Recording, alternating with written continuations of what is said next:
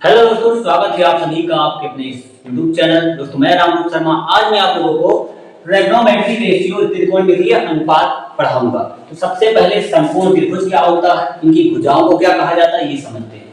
यहाँ पर एबीसी एक समकोण त्रिभुज बना है जहां पर कोण भी 90 डिग्री का है। और आपको पता है जब किसी ट्रायंगल का एक कोण 90 डिग्री का होता है तो वह त्रिभुज समकोण त्रिभुज राइट एंगल ट्रायंगल कहलाता है। किसी समकोण त्रिभुज में दिए गए कोण की सम्मुख भुजा लंब, इस त्रिभुज में कोण दिया गया थीटा, इसके सम्मुख मतलब इसके सामने वाली भुजा लंब कहलाएगी। तो इसको हम लिखते हैं एल से। उसके बाद लिखा है समकोण के सामने की भुजा कर्ण। समकोण त्रिभुज के ठीक सामने, इसके ठीक सामने की भुजा कर्ण कहलाएगी। इसको हमने लिखा के से। तथा तीसरी भुजा आधार कहलाती है। ये हो गया लंब, ये हो गया कर्ण। तीसरी क्या बची, बीसी, जिसको क्या कहेंगे, आधार। तो आधार को हमने लिखा ए से। अब आते हैं, यहाँ पर भुजा एसी कर्ण है, इस एसी को कर्ण लिखा गया है। भुजा एबी लंब है, इस एबी को लंब एल से लिखा गया है। भुजा बीसी आधार है, बीसी आधार है, ए से लिखा गया है।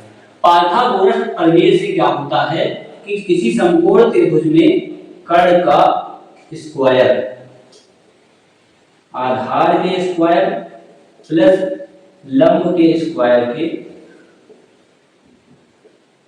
योग के बराबर होता है। कर्ण का स्क्वायर करेंगे, आधार का स्क्वायर करेंगे और लंब का स्क्वायर करेंगे। आधार और लंब का स्क्वायर को ऐड करेंगे तो कर्ण के स्क्वायर के बराबर आना चाहिए। यह पाइथागोरस प्रमेय है। तो इसमें जो दिया गया है, अगर हम इसको लिखेंगे तो कर्ण का स्क्वायर, ए का स्क्वायर लिखेंगे, आधार दिया गया है ए का स्क्वायर प्लस दिया गया है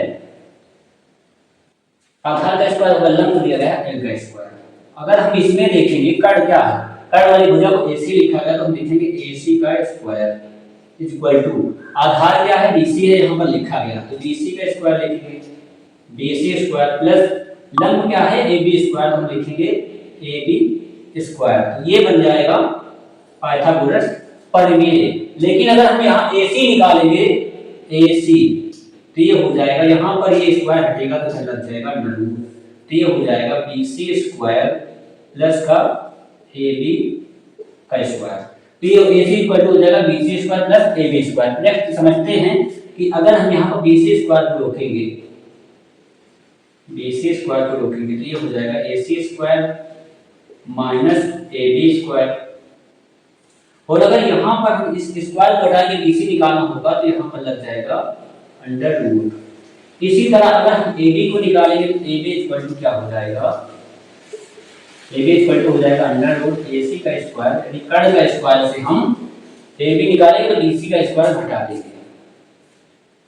और BC क्या है, आधार है। इस तरह से तीन फार्मूले बने। अब आते हैं हम इसके अनुपात पर कि इसका अनुपात क्या होता है। जैसे आपने पढ़ा होगा साइन होता है, कॉस होता है, tan, कोसेक होता है, सेक और कॉट। अब आप लोगों को हम ट्रिग्नोमेट्रिक रेशियोज पढ़ाते हैं, जिसमें साइन थीटा है, कॉस थीटा है, tan थीटा है, कोसेक थीटा, सेक थीटा और कॉट थीटा। तो यहाँ पर साइन थीटा जो होता है ये होता है लंब बटा कर्ण। यहाँ पर लंब क्या दिया गया है, AB, तो हम इसको लिखेंगे लंब बटा कर्ण, इसको लिखेंगे a/k। कॉस थीटा होता है आधार बटा कर्ण, तो यहाँ पर लिखेंगे a/k। tan थीटा होता है लंब बटा आधार, तो यहाँ लिखेंगे l/a। साइन थीटा का अपोजिट होता है कोसेक थीटा। अगर कोसेक थीटा को लिखना हो तो इसको लिखेंगे 1/sin थीटा। 1/sin थीटा का वैल्यू ये हो जाएगा, ठीक ये ऊपर चला जाएगा, एल नीचे आ जाएगा तो ये हो जाएगा कर्ण बटे लंब, के बाय एल लिखेंगे। सेक थीटा जो होता है वो cos थीटा का अपोजिट होता है। सेक थीटा इक्वल टू होता है 1/cos थीटा। तो 1/cos थीटा करेंगे तो ये 1/a/k करेंगे तो ये हो जाएगा कर्ण बटा आधार। ये उल्टा हो जाएगा, इसका उल्टा ये होता है tan थीटा होता है लंब बटे आधार, तो cot थीटा हो जाएगा आधार बटे लंब। इसी का अपोजिट होता है, ये हो जाएगा आधार बटे लंब। ये हो गया। अगर हम इसको लिखना चाहेंगे sin थीटा बराबर होगा क्या, sin थीटा इक्वल टू लिखेंगे, हमने यहाँ लंब लिखा है। लंब क्या है, यहाँ पर लिखा गया है AB है तो हम लिखेंगे sin theta equal to AB/, उसके बाद कर्ण लिखा है, कर्ण है AC, तो यहाँ पर लिखेंगे A और C लिखेंगे। ये हो जाएगा sin थीटा। cos थीटा का अगर लिखेंगे cos थीटा इक्वल टू, तो ये होता है आधार बटा कर्ण। आधार है BC, कर्ण है AC, तो हम लिखेंगे BC/AC। उसके बाद अगर tan थीटा को लिखेंगे, tan theta. tan theta equal to होता है लंब बटा आधार। लंब है AB, आधार है BC, तो हम लिखेंगे AB अपॉन BC। ये पता चला। अब साइन का अपोजिट होता है कोसेक, तो हम AC अपॉन AB लिखेंगे, कोसेक थीटा हो जाएगा।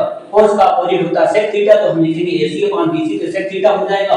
tan थीटा का अपोजिट होता है cot थीटा, तो इसको अगर हम BC अपॉन AB लिखेंगे तो cot थीटा की वैल्यू हो जाएगी। इस ट्रायंगल 90 डिग्री के अंदर जब B बन रहा हो तब उसके लिए। उसके बाद हम आप लोगों को इन रेशियो को याद करने की जो ट्रिक होती है, ये होती है लाल बटे कक्का। हम लिखेंगे LAL के लाल बटे कक्का, इसी से याद किया जाता है। पहला वाला होता है साइन के लिए साइन थीटा इक्वल टू लंब बटा कर्ण, दूसरा होता है cos थीटा के लिए आधार बटा कर्ण हो जाएगा, तीसरा हो जाएगा tan थीटा के लिए लंब बटा आधार। तो इस तरह से इसको याद करेंगे। और tan थीटा का अपोजिट हो जाएगा cos थीटा यानी आधार बटा लंब हो जाएगा, और cos थीटा का अपोजिट हो जाएगा sec थीटा, sec थीटा का मतलब कर्ण बटा आधार हो जाएगा। sin थीटा का अपोजिट होता है cosec थीटा, उसका हो जाएगा कर्ण बटा लंब। इस लाल बटा कक्का की ट्रिक से आप लोग इन रेशियो को याद कर सकते हैं। मिलते हैं किसी नेक्स्ट वीडियो में। जय हिंद दोस्तों।